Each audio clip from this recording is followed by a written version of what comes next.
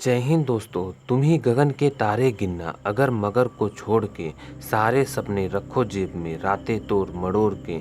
जनगण मन सम्मान हमारा, वंदे मातरम जान है, थाम तिरंगा करो घोषणा, हिंदुस्तान गतिमान है। आज़ाद भारत के पहले उपराष्ट्रपति के तौर पर डॉक्टर सर्वपल्ली राधाकृष्णन का नाम भारतीय इतिहास में स्वर्ण अक्षरों में लिखा गया है। वे दर्शन शास्त्र का भी बहुत ज्ञान रखते थे। उन्होंने भारतीय दर्शन शास्त्र में पश्चिमी सोच की शुरुआत की थी।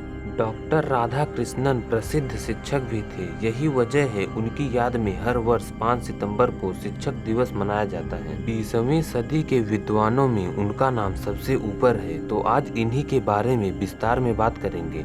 आप वीडियो के अंत तक बने रहें। मेरा नाम दीपेश ओझा, आप देख रहे हैं दीपेश ओझा यूट्यूब चैनल। चलो शुरू करते हैं।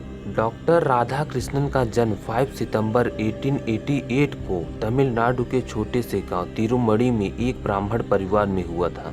इनके पिताजी का नाम सर्वपल्ली वीरास्वामी था। वे गरीब जरूर थे किंतु विद्वान ब्राह्मण भी थे। इनके पिताजी के ऊपर पूरे परिवार की जिम्मेदारी थी। इस कारण से राधा कृष्णन जी को बचपन से ही ज्यादा सुख सुविधा नहीं मिल सका। राधा कृष्णन जी का बचपन तिरुतनी एवं तिरुपति जैसे धार्मिक स्थलों पर ही व्यतीत हुआ। यद्यपि उनके पिता पुराने विचारों के थे और उनमें धार्मिक भावनाएं भी थीं, इसके बावजूद उन्होंने राधा कृष्णन जी को क्रिश्चियन मिशनरी संस्थान लूथरन मिशन स्कूल तिरुपति में 1896 से 1900 के मध्य में पढ़ने के लिए भेजा। फिर अगले 4 वर्ष 1900 से 1904 में उनकी शिक्षा बेलूर में हुई।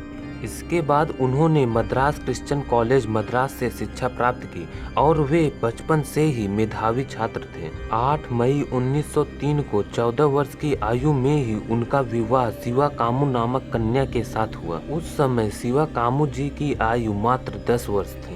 यद्यपि उनकी पत्नी शिवा कामू जी ने परंपरा रूप से शिक्षा प्राप्त नहीं की थी, लेकिन उनका तेलुगु भाषा पर अच्छा पकड़ था। वह अंग्रेजी भाषा भी लिख पढ़ सकती थी। उन्हें 5 बेटी व 1 बेटा हुआ। उनके बेटे का नाम सर्वपल्ली गोपाल था, जो भारत के महान इतिहासकारक थे। शादी के 6 वर्ष बाद 1909 में राधा कृष्णन जी कला में स्नातकोत्तर परीक्षा भी उत्तीर्ण कर ली। उच्च अध्ययन के दौरान वह अपनी निजी आमदनी के लिए बच्चों को ट्यूशन पढ़ाने का काम भी किए। 1909 में मात्र 21 वर्ष की आयु में डॉक्टर राधा कृष्णन जी मद्रास प्रेसिडेंसी कॉलेज में निष्कर्ष व्याख्याता के तौर पर दर्शन शास्त्र पढ़ाना प्रारंभ किया। यह उनका परम सौभाग्य था कि उनको अपनी प्रकृति के अनुकूल आजीविका प्राप्त हुई थी। यहाँ उन्होंने 7 वर्ष तक न केवल अध्यापक कार्य किए, अपितु स्वयं भी भारतीय दर्शन एवं भारतीय धर्म का गहराई से अध्ययन किए। इसी कारण 1910 में राधा कृष्णन जी शिक्षण का प्रशिक्षण मद्रास में लेना आरंभ कर दिए। इस समय इनका वेतन मात्र 37 रुपए था। दर्शन शास्त्र विभाग के तत्कालीन प्रोफेसर राधा कृष्णन जी के दर्शन शास्त्रीय ज्ञान से अत्यंत अभिभूत हुए और सन 1916 में मद्रास रेजिडेंसी कॉलेज में ये दर्शन शास्त्र के सहायक प्राध्यापक बने और 1918 में मैसूर यूनिवर्सिटी के द्वारा उन्हें दर्शन शास्त्र के प्रोफेसर के रूप में चुना गया। तत्पश्चात वे इंग्लैंड के ऑक्सफोर्ड यूनिवर्सिटी में भारतीय दर्शन शास्त्र के शिक्षक बन गए। डॉक्टर सर्वपल्ली राधाकृष्णन जी शिक्षा को हमेशा पहला महत्व देते थे।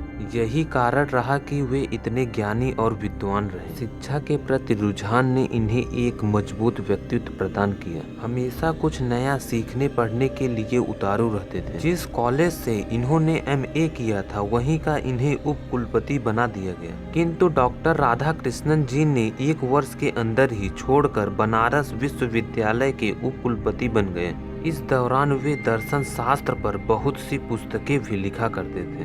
डॉक्टर राधा कृष्णन जी विवेकानंद और वीर सावरकर को अपना आदर्श मानते थे। इनके बारे में इन्होंने गहन अध्ययन कर रखा था।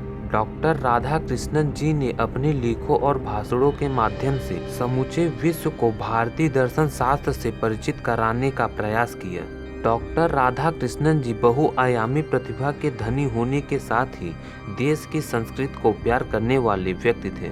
और जब भारत को स्वतंत्रता मिली उस समय जवाहरलाल नेहरू जी ने राधा कृष्णन जी से यह आग्रह किया कि वह विशिष्ट राजदूत के रूप में सोवियत संघ के साथ राजनीतिक कार्यों की पूर्ति करें। नेहरू जी के बात को स्वीकारते हुए डॉक्टर राधा कृष्णन जी ने 1947 से 1949 तक संविधान निर्मात्री सभा के सदस्य के रूप में कार्य किए। संसद में सभी लोग उनके कार्य और व्यवहार की बेहद प्रशंसा करते थे। अपने सफल एकेडमिक कैरियर के बाद उन्होंने राजनीति में अपना कदम रखा और 13 मई 1952 से 13 मई 1962 तक वे देश के उपराष्ट्रपति रहे और इसी दौरान उनकी पत्नी शिवा कामू की मृत्यु 1956 में हो गई थी और 13 मई 1962 को वे भारत के राष्ट्रपति निर्वाचित हुए और 17 अप्रैल 1975 को एक लंबी बीमारी के बाद डॉक्टर राधा कृष्णन जी का निधन हो गया और इनके जन्मदिन 5 सितंबर को शिक्षक दिवस मनाकर डॉक्टर राधा कृष्णन जी के प्रति सम्मान व्यक्त किया जाता है। तो इस वीडियो में इतना ही। आपको यह वीडियो कैसा लगा आप कमेंट बॉक्स में जरूर बताइए। थोड़ा सा भी इंफॉर्मेटिव लगा हो तो चैनल को सब्सक्राइब जरूर करें।